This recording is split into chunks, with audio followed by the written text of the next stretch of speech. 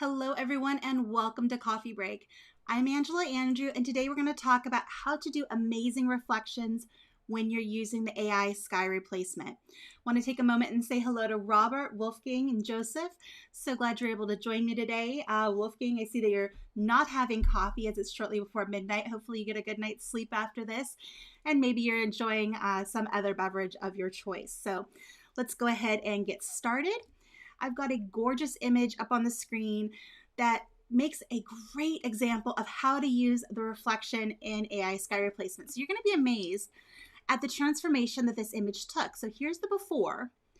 Blue sky, totally clear sky. You can see a few wisps of clouds over on the right, but otherwise nothing to reflect in that gorgeous glassy water.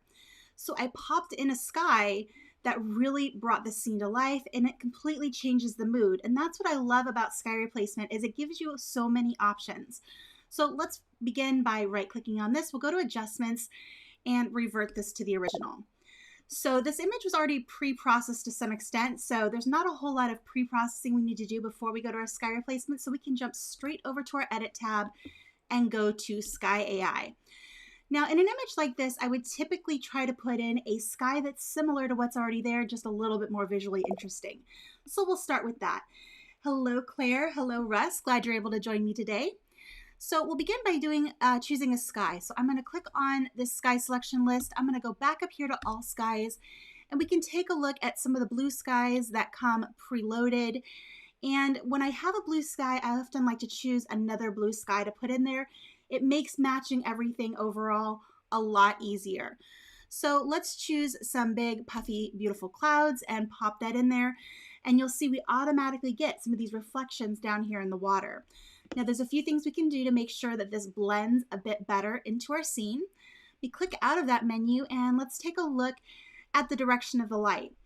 So as I look at this image, I'm noticing that the light is hitting this face of this mountain here. It's hitting this side of the mountains here. And coming in from the left, this area is in shade. So as I look at the clouds that we just popped in, the light is coming very slightly from the right-hand side, which is the opposite of our foreground. So I'm going to click the flip button, and that's going to flip it around so that reflection, that direction of light, is a little bit more natural. Now we can adjust our horizon position and our blending because there's a little bit of a gap right here at the bottom of these two mountains, this peak and valley right here. So we'll move our vertical position down a little bit. Maybe that's too much, right about there. I'll also shift that horizon position down slightly, perhaps right about there, and bring up that horizon blending. And that's just going to create a nice kind of bit of haze right there at the horizon line that blends the old and new very, very nicely. So now that we have that taken care of, I'm looking at our edges. All of the edges, the mountains look good. The masking all looks great. So we can skip over mask refinement. Before we go to our relighting, I'm going to go down to sky adjustments, and I'm going to defocus this slightly. And let's bring up our atmospheric haze. This is one that I almost always use in sky reflection, as it just, we almost always have some sort of haze in the sky, whether it's moisture, other environmental things. So I'm going to bring that up a bit, and it just makes things look a little bit more natural. And then we can lighten or darken the sky as desired. So I'm going to actually brighten that a little bit. And now if we take a look at our before and our after, it's starting to look pretty natural. Now let's go up to our scene relighting. Let me open that back up there. And because we popped a blue sky in on a scene that already had a blue sky in it, there's not a whole lot of relighting that needs to happen. We could even potentially pull back on that relight strength, and that'll bring back some of the more natural colors here in our foreground. Now, when we change this to a sunrise or a sunset sky with a lot of different colors, that's where scene relighting comes in very handy to make it look natural. And you don't want people to know necessarily that you did a sky replacement. So I'm going to bring that relight strength down to 0 for right now. And now let's take a look at our reflection. By default, Luminar AI has it set to 50. So if we want to increase that amount, we can bring that up and make those clouds, that reflection, a little bit more pronounced. And we can also add a little bit of blur to the water. If you take that extreme, it starts to make it look almost like a long exposure, which is not necessarily what you want.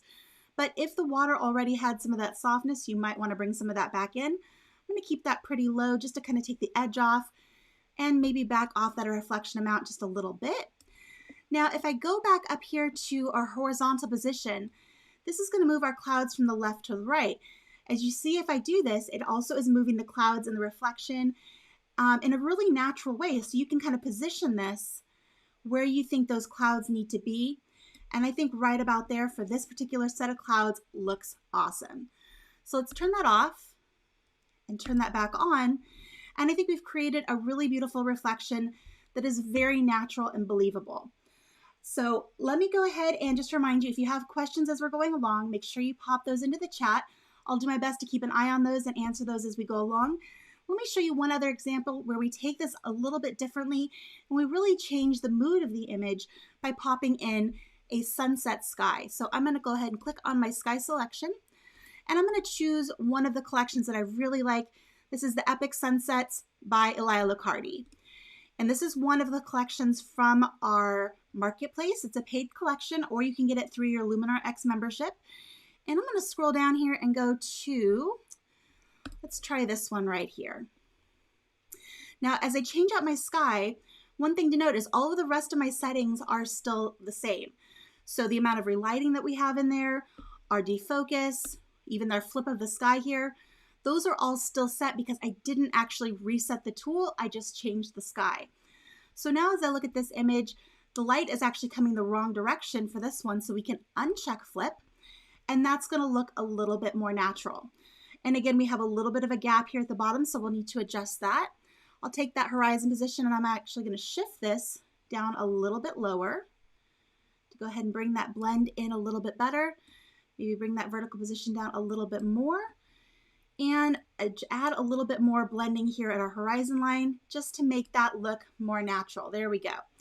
Now let's scroll down here to our scene relighting. This kind of image is where scene relighting is really necessary because we really changed the color of light in the sky, and that needs to be reflected on our foreground. So I'm going to bring up that relight strength quite a bit more, and you'll see as I bring this up, it's darkening down the foreground and it's bringing in some of those tones, those pinks and purples, into the light that's hitting the foreground. So we can bring that up pretty high, and we can even intensify the saturation and bring that up a little bit more. And you'll see that's bringing in some of these gold tones as it hits the mountainside here, which makes it look really, really believable. Now let's go down to our reflection amount. With these darker colors, these pinks and these purples coming in here, we can adjust this to make it a little more, a little bit less, however you want it. I'm gonna actually bring that up a little higher. And I'm gonna pull back on that water blur because these clouds are a little bit softer than those big puffy clouds. Those big puffy clouds had a harder edge to them, so they reflected a little more strongly in the water. Because these clouds are a little softer, I wanted to pull that blur down a little bit so they're a little bit more defined down here in our foreground. So I think that looks pretty good. We can adjust our atmospheric haze, maybe pull that down a little bit, and even darken down in this sense. We can darken down the brightness of that sky, make it look a little bit later in the evening. And that's just looking absolutely beautiful. So let's take a look here at our before and our after. I'm really amazed at how easy it is to do a sky replacement here and really tie all of these elements together. I don't know about you, but in the past, prior to Luminar 4 to Luminar AI, I did try to do sky replacements and using some really powerful tools out there, and it was possible, but it took a lot of work. And then that was just to get the cutout for the sky. And then to go ahead and relight and get everything to balance out through the foreground was another bunch of steps. So this is so much easier, and I really, really enjoy the process, and I love seeing how the scene comes to life and brings all of those elements together. It's just absolutely beautiful. So again, one more time for the before and the after. All right, so if you guys have any questions, make sure you pop them into the comments below or into the chat pod. I take a look at those frequently, so does Vanelli for his episodes, and we do our best to follow up and answer all of your questions as we go along. If you like this episode, make sure you give us a thumbs up here on YouTube. That's always good. It helps our producers know that you guys like having us here. And we're always looking for ideas for topics that you want to learn about, so make sure you pop that into the comments as well. Let us know what you'd like to learn. Vanelli will be with you for the rest of the week, and early next week I'll be taking a little bit of time off, so I will see you when I get back. But I hope you guys enjoy the rest of your week. Get out there, make some pictures, and I will see you next time. Bye, everyone.